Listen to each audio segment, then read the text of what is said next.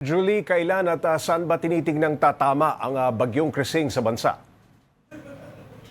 Pops, as of 3 p.m. today, batay sa abiso ng Pag-asa, ang sentro ng Tropical Storm Krising ay nasa 135 kilometers east-northeast ng Tuguegarao City dyan sa Cagayan o 135 kilometer east ng Apari, Cagayan yan, Pops J. Yan yung tatamaan o magiging sentro ng bagyo. Nakaapekto rin, hindi lang itong bagyo, nakaapekto rin yung habagat sa Central at Southern Luzon, Visayas at Mindanao. Julie, kanina binisita ni PBBM kung saan ginagawa yung repacking ng relief goods. Sinubukan niya rin yung tubig ulan na sinala sa water filter. Anong comment niya dyan?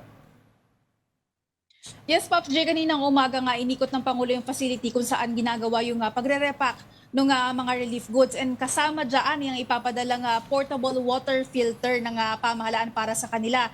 Yung tubig na ginamit dyan, Pops J, galing daw yan sa Alulod, sabi ni DSWD Secretary Rex Gatchalian. So tubig ulan yan mula sa Alulod at nilagay dyan para i-filter. Tinikman niya ng Pangulo at nagbiro siya doon sa mga nandun, Pops J. Ang sabi niya, tikman nyo, galing kanal to. Tapos saka siya tumawa, inubos yung laman ng kanyang tubig. Ayun, Julie, anong paalala ni PBBM sa mga kababayan natin ngayong may bagyo?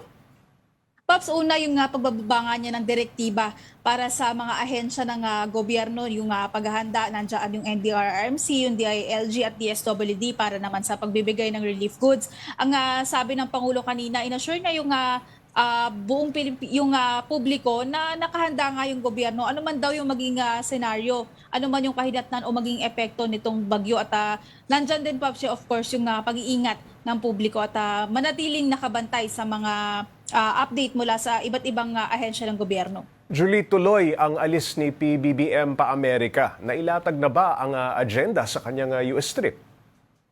Pops, kasadong-kasado nga yung pagpunta ni Pangulong Bongbong Marcos sa Estados Unidos mula yan sa July 20 hanggang sa 22. Kanina ang sabi ng Department of Foreign Affairs, makakapulong ng Pangulo si US President Donald Trump.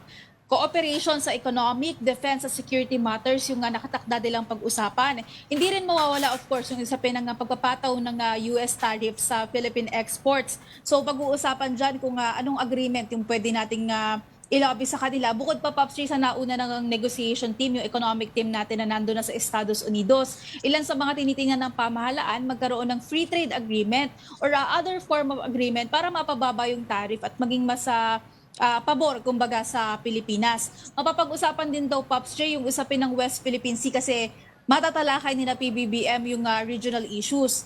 Bukod kay US President Trump, makakaharap din ni PBBM sina State Secretary Marco Rubio at Defense Secretary Pete Hegseth.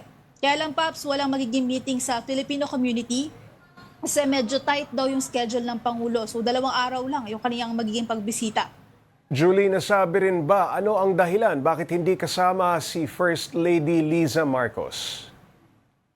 Yes, Pops, ilang araw na nga nating inaabangan ano yung dahilan kung bakit hindi nga makakasama si First Lady Liza Araneta Marcos. Nakaraniwan naman kasama sa mga foreign trip at pagbisita ni PBBM. Ang paliwanag kanina ni Palace Press Officer Claire Castro, nasa working visit din si FL sa Riyadh, Saudi Arabia naman.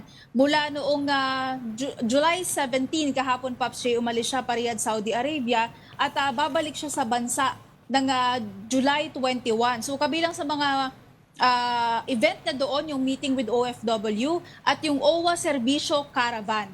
Bibisitahin din ni First Lady yung distressed Filipino women, workers and children sa isa sa mga shelter dyan. So babalik siya ng 21, Pops J. Si PBBM naman aalis ng 20. So medyo salubong yung kanilang schedule dahilan nga para hindi makasama si First Lady sa US trip. Maraming salamat, Mobile Journal Julie Baiza.